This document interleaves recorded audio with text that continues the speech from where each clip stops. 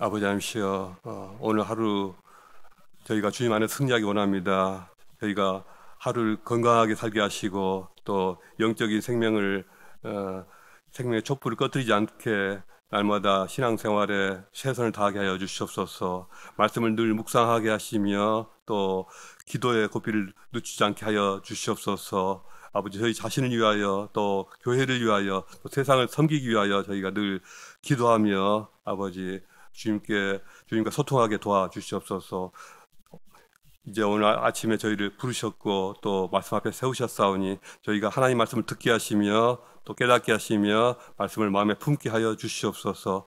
예수 그리스도 이름으로 기도했습니다. 아멘. 오늘 우리에게 주신 하나님 말씀은 예레미야서 10장 1절부터 16절까지입니다. 조금 길지만 저와 여러분이 함께 읽겠습니다. 이스라엘 집이여, 여호와께서 너희에게 이르시는 말씀을 들을지어다. 여호와께서 이와 같이 말씀하시되 여러 나라의 길을 배우지 말라. 이방 사람들은 하늘의 징조를 두려워하거니와 너희는 그것을 두려워하지 말라. 여러 나라의 풍습은 헛된 것이니 삼림에서 벤 나무요 기술공의 두 손이 도끼로 만든 것이라. 그들이 은과 금으로 그것에 꾸미고 못과 장도리로 그것을 든든히 하여 흔들리지 않게 하나니 그것이 둥근 기둥 같아서 말도 못하며 걸어다니지도 못하므로 사람이 메어야 하느니라. 그것이 그들에게 화를 주거나 복을 주지 못하니 너희는 두려워하지 말라 하셨느니라. 여호와여, 주와 같은 이 없나이다. 주는 크시니 주의 이름이 그 권능으로 말미암아 크시나이다. 이방 사람들의 왕이시여, 주를 경외하지 아니할 자가 누구리이까? 이는 주께 당연한 일이라. 여러 나라와 여러 왕국들의 지혜로운 자들 가운데 주와 같은 이가 없음이니이다. 그들은 다 무지하고 어리석은 것이니 우상의 가르침은 나무뿐이라. 다시스에서 가져온 은박과 우바스에서 가져온 금으로 꾸미되 기술공과 은장색의 손으로 만들었고 청색 자색 옷을 입었나니 이는 정교한 솜씨로 만든 것이거니와 오직 여호와는 참 하나님이시오 살아계신 하나님이시오 영원한 왕이시라. 그 진노하심에 땅이 진동하며 그 분노하심을 이방이 능히 당하지 못하느니라. 너희는 이같이 그들에게 이르기를 천지를 짓지 아니한 신들은 땅 위에서 이 하늘 아래에서 망하리라 하라. 여호와께서 그의 권능으로 땅을 지으셨고 그의 지혜로 하늘을 세우셨으며 그의 명철로 하늘을 베셨으며 그가 목소리를 내신즉 하늘에 많은 물이 생기나니 그는 땅 끝에서 구름이 오르게 하시며 비를 위하여 번개치게 하시며 그 곳간에서 바람을 내시거늘 사람마다 어리석고 무식하도다. 은장색마다 자기의 조각한 신상으로 말미암아 수치를 당하나니 이는 그가 부어 만든 우상은 거짓 것이요 그 속에 생기가 없음이라. 그것들은 헛것이요 망령되이 만든 것인즉 징벌하실 때 멸망할 것이나 야곱의 본깃은 이같이 아니하시리니 그는 만물의 조성자요 이스라엘은 그의 기업의 지파라. 그 이름은 만군의 여호와시니라. 아멘. 오늘 본문 말씀을 가지고 우상숭배의 죄라는 제목으로 같이 은혜 나누고자 합니다. 북이스라엘과 남유다가 패망한 가장 중요한 이유 중에 하나는 그들이 우상을 섬겼다는 사실입니다.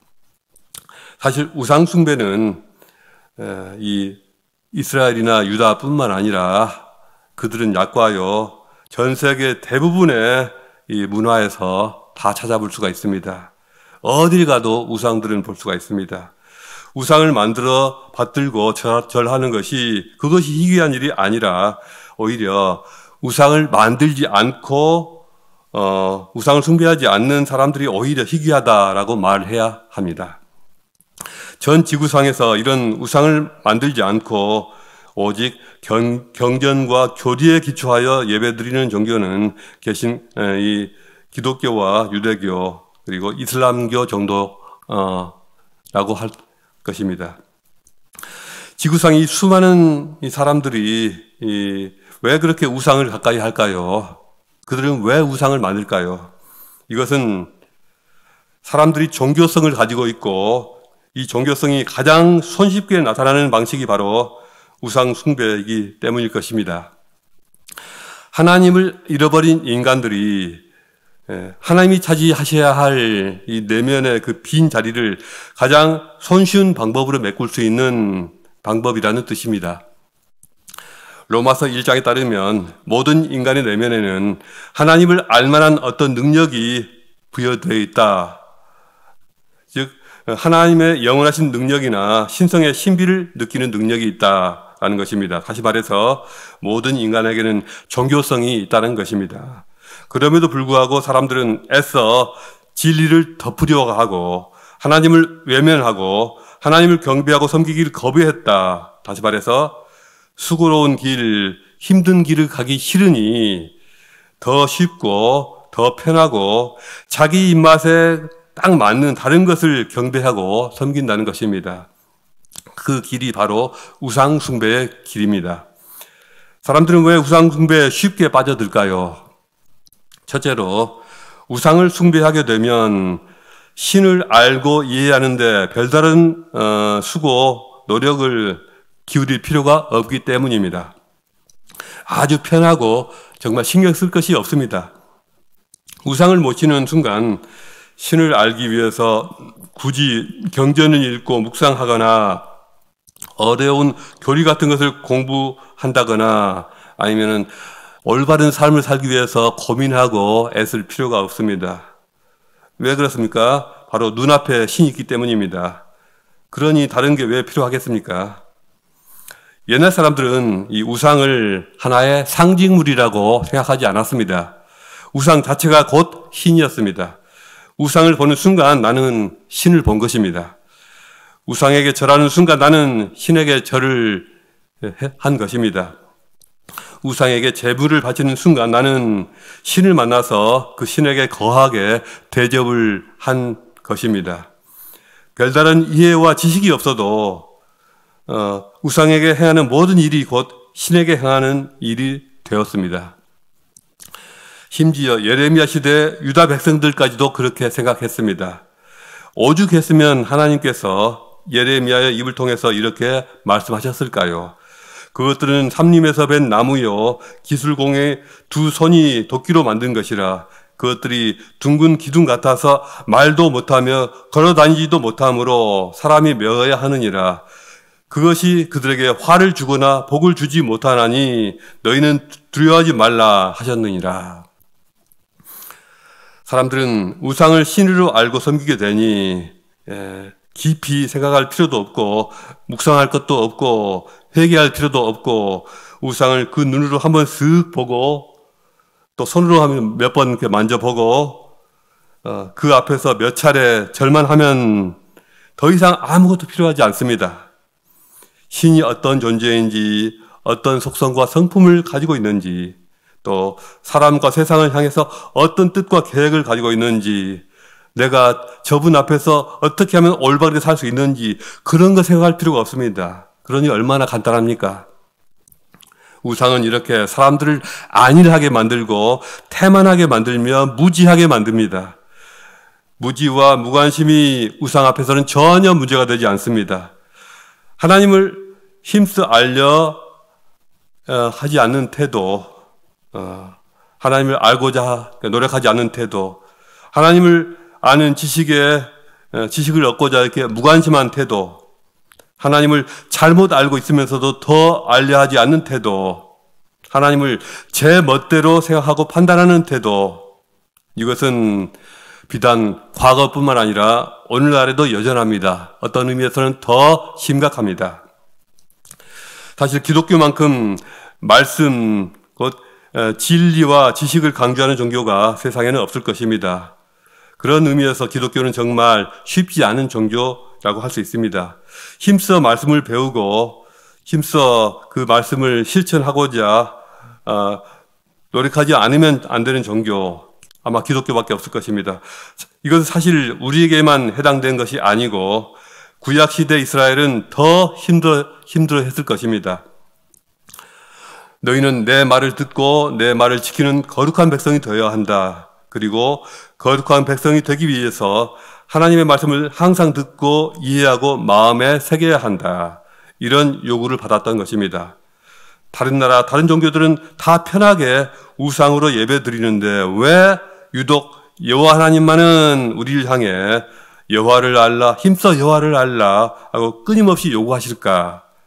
그러니 그들은 여호와 신앙이 얼마나 힘들었겠습니까? 또 부담스러웠겠습니까? 그리하여 이스라엘은 끊임없이 견눈질을 하고 저 사람들 얼마나 편하고 쉬울까 이렇게 부러워하다가 끊임없이 말씀에 대한 무지와 무관심의 늪에 빠져들게 되었습니다. 하나님께 무지해진 이스라엘은 점차 무엇이 참된 하나님이시며 무엇이 거짓된 우상인지조차 구별할 수 없게 되었습니다. 주전 8세기 유물로 추정되는 팔레스타인의 한 토기에는 다음과 같은 글귀가 쓰여져 있었습니다. 사마리아의 여호와와 그의 아내 아세라를 위하여 라고 쓰여진 토기가 나왔던 것입니다. 세상에 멸망 전에 이 북이스라엘은 바알과 여호와 하나님을 혼동했던 것입니다. 그런 정도까지 이르렀던 것입니다. 이스라엘은 지식이 없어서 망했습니다. 지금 자신들이 섬기는 신이 바알인지 하나님인지도 구분하지 못할 만큼 하나님에 대해서 무지해지고 모든 것을 다 까먹어 버렸습니다. 그런데 하나님을 힘써 알려 하지 않고 하나님께 대하여 무관심하고 잘못된 지식으로 판단하고 단정해버리는 그것은 어쩌면 당연한 것입니다. 자, 생각해 보십시오. 하나님을 힘써 알려 하지 않고 또 하나님께 무관심하고 잘못된 지식으로 판단하고 쉽게 단정해버리고 이런 사람들 어떻습니까? 오늘날에 오히려 더 많지 않을까요? 힘들게 신앙생활을 하는 그런 삶이 귀찮아서 간단한 종교 예식으로 대체해버리는 사람들 오늘날에 오히려 더 많지 않을까요? 편하게만 자꾸 믿으려고 하는 사람들이 오늘날에 오히려 더 많지 않을까요? 예레미야 시대 유대인들을 징벌하신 하나님은 오늘날 현대인들을 어떻게 보고 계실까요? 사람들이 왜 우상을 따르느냐? 그 두 번째 이유는 우상을 가까이 하면서 이 하나님을 내가 원하는 모습으로 내 방식으로 만들 수 있기 때문입니다. 9절에서 다시스에서 가져온 은박과 우바스에서 가져온 금으로 꾸미되 기술공과 은장색의 손으로 만들었고 청색 자색 옷을 입었나니 이는 정교한 솜씨로 만든 것이다 라고 하였습니다.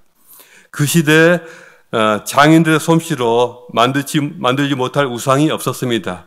다른 기술은 별로 뛰어나지 않았지만은 이 우상 만드는 솜씨만큼은 엄청나게 발전을 했던 것입니다. 이러이러한 것을 만들어주세요 하면 한 번도 기대를 저버리지 않았습니다. 오늘날에도 그렇지만 고대 우상들은 대부분 사람들의 기대를 반영하는 형상을 아주 정밀하게 이렇게 가지고 있습니다. 예컨대 고대 많은 우상들은 황소 형태를 하고 있습니다. 황소는 넘치는 힘과 또 권력, 정력 같은 것을 상징합니다. 사람들이 힘을 바라고 권력을 바라고 또 성적인 능력을 추구하니 사람들의 그러한 기대가 황소라는 우상 형태로 반영된 것입니다. 또한 고대 여신상들은 되게 넉넉한 몸매를 자랑합니다. 체격을 보면 추측하는데 100kg는 다 넘을 것 같습니다. 가슴도 여러 개가 달려 있습니다. 그런 여신상들이 있습니다. 왜 그런 모습일까요? 그때는 자식을 많이 낳고 큰 무리를 이루는 것이 그야말로 장땡이었기 때문입니다. 그래야 힘이 강해지고 많은 것을 얻을 수 있기 때문입니다. 사람들의 그러한 기대가 여신상에 반영된 것입니다. 돈을 원하면 돈을 주는 신을 만들면 됩니다. 힘을 원하면 힘을 주는 신을 만들면 됩니다. 풍년을 원하면 풍년을 관장하는 신을 만들면 됩니다. 전쟁에서 이기기 원하면은 전쟁에서 뛰어난 그러한 전쟁의 신을 만들면 되고, 성적 쾌락을 원하면 성적 쾌락을 장려하는 신을 만들려 섬기면 됩니다. 내가 원하는 신을 만들어낼 수 있다. 이것이 사람들이 우상을 만들어서 섬기던 가장 강력한 동기가 아니었을까 합니다. 사람들이 우상을 만드는 것은 내가 원하는 신이어야지 진리 되신 하나님은 싫다는 것입니다. 내가 원하는 것을 못하게 막으시는 하나님, 죄를 죄라고 선언하시면서 심판을 말씀하시는 거룩하신 하나님은 싫다는 것입니다. 내가 바뀌어야 하는데 그것이 싫으니 하나님을 바꿔버리는 것입니다. 썩어지지 않는 하나님의 영광을 썩어질 우상의 형태로 바꾼 것입니다. 죄를 말하지 않는 하나님으로 자기 마음대로 살아도 아무렇지도 않은 하나님, 심판을 말하지 않는 하나님으로, 심지어 내 멋대로 살아도 얼마든지 복과 구원을 베풀어 주시는 그런 하나님으로 바꿔버리는 것입니다. 참되신 하나님과 거룩하신 하나님이 싫으면 우리가 원하는 하나님을 만들어내면 됩니다. 그게 훨씬 더 쉬운 길입니다. 만약 우리가 십자가와 자기 부인한 것이 없이 축복만을 누리고 싶다면 십자가와 자기 부인 없이도 얼마든지 축복을 누릴 수 있다라고 말하는 그런 하나님을 만들어내면 됩니다. 만약 죄를 심판하시는 하나님이 없다면 심판하지 않으시고 오직 우리에게 사랑만을 베풀어 주시는 그런 하나님을 만들어내면 됩니다. 만약 은혜는 누리고 싶지만 또 성적인 방종을 포기하기가 싫다면 모든 형태의 성적인 행위에 자유를 주시는 그러한 하나님을 만들어내면 됩니다. 이런 것은 제가 그냥 만들어 본 말이 아니라 실제로 오늘날 그런 신관들이 있습니다. 그런 하나님의 어떤 신론들이 있습니다. 내가 하기 싫은데 굳이 자기를 부인하고 죄를 회개하고 영적 싸움을 싸우는 것보다 훨씬 더 쉬운 방법은 그냥 하나님을 바꿔버리는 것입니다. 오늘날 그러한 일이 도처에서 일어나고 있습니다. 어찌 하나님께서 진노하시지 않겠습니까? 사람들이 왜 우상을 따르느냐? 세 번째 이유는 우상을 사용하면 신을 내가 원하는 대로 통제할 수 있기 때문입니다. 우상은 본래 사람이 다룰 수 없는 어떤 초월적인 존재를 사람의 통제 아래 두기 위한 방편입니다. 사실 이것이 우상을 만드는 가장 중요한 이유라고 할 수 있습니다. 대부분의 종교에서 우상은 종교의식의 가장 중심에 위치합니다. 겉으로 보기에 우상은 그 종교의식 속에서 사람들에게 매우 극진하고 융숭한 공경을 받고 있는 것처럼 보입니다. 그러나 과연 그럴까요? 실상은 정반대입니다. 우상은 사람들의 필요와 사람의 뜻에 의해서, 사람의 손에 의해서 제단 가장 높은 곳에 그냥 놓여져 있을 뿐입니다. 우상에게는 거부권이 없습니다. 나 싫어, 여기 안 할래 할 수가 없습니다. 제단 위에 앉을지 말지를 결정하는 것은 우상 자신이 아닙니다. 그저 사람이 결정하고 사람의 필요에 의해서 그 자리에 놓여져 있을 뿐입니다. 겉보기에는 마치 극진한 대접과 공경을 받는 것처럼 보일지라도 실제로는 사람들의 제사와 예물을 끌어모으고 또 거기에 합당한 대가를 요구받는 그러한 불쌍한 존재에 지나지 않습니다. 아무리 정성을 다해 경배를 드리고 아무리 값비싼 예물을 또 제물을 드린다 한들 우상 숭배의 목적은 그 신 자체를 인격적으로 사랑하고 영화롭게 하는 것이 아닙니다. 우상 숭배의 궁극적인 목적은 결국 신 자체가 아니라 신이 토해내야 할 어떤 것들입니다. 무언가를 토해내야 한다는 것입니다. 사람들은 신 자체가 아니라 신이 내놓는 어떤 것을 위해서 많은 시간과 값비싼 재물을 아끼지 않는 것입니다. 우상은 종교의식에도 사용되지만 전쟁에도 사용됩니다. 사람들이 원하면 전쟁에도 강제로 끌려나가는 것이 바로 우상이었습니다. 이 양쪽 편의 군대들이 행군합니다. 모두 자신들의 우상을 거대한 수레 위에 태워서 이끌고 앞세워서 진군합니다. 우상은 스스로의 거취를 정할 권한이 없습니다. 사람들에게 이리저리 이끌려 다니고 이용당할 뿐입니다. 이렇게 많은 민족, 많은 종교들은 자신들이 통제하고 조종하고 또 통제할 수 있는 그러한 신으로서 우상을 만들어서 숭배하는 것입니다. 우리 기독교 안에서는 절대로 그런 일이 없다고 확신할 수가 있습니까? 하나님을 섬기는 것처럼 보이지만 실제로는 하나님을 내 뜻대로 움직이고 싶어서 하나님을 예배하는 경우가 있습니다. 내가 기도를 쌓은 만큼 또 헌금을 낸 액수만큼 교회를 위해 헌신한 만큼 하나님께서 나와 내 가정에 건강과 평안과 형통의 복을 주셔야만 한다고 믿는 분들이 과거에 많이 있었습니다. 그 행동은 선할지 모르나 그 동기가 올바르지 못합니다. 그들은 진정한 하나님이 아니라 자신들이 만든 하나님을 섬겼던 것입니다. 그리고 그들은 곧 수치를 당하게 될 것입니다. 14, 15절에서 이렇게 말씀합니다. 사람마다 어리석고 무식하도다. 은장생마다 자기의 조각한 신상으로 말미암아 수치를 당하나니 이는 그가 부어 만든 우상은 거짓이니요 그 속에 생기가 없습니다. 그것들은 헛것이요 망령되이 만든 것인즉 징벌하실 때 멸망할 것이라. 하나님은 결코 우리를 편하고 쉬운 길로만 이끄시지 않습니다. 그것은 우리가 아니라고 나태하며 무지한 자들이 되지 않도록 하시는 것입니다. 하나님은 우리가 욕망하고 바라는 것 모든 것을 채워주시지 않습니다. 그것이 오히려 우리를 연약하게 만들고 타락하게 만들고 망하게 할 줄 아시기 때문입니다. 하나님은 우리가 바라고 원하는 것과는 전혀 다른 방식으로 우리 삶을 이끌어 가십니다. 비록 우리가 이해할 수는 없지만 더 크고 더 선한 뜻을 우리에게 이루시기 위함입니다. 하나님을 바꾸고 싶을 때 쉽게 우상 숭배에 빠질 수 있지만 내가 바뀌어야 한다고 믿을 때 참된 신앙에 이룰 수 있습니다. 우리는 세상 어떤 것으로가 아니라 하나님을 아는 지식으로 채워져야 합니다.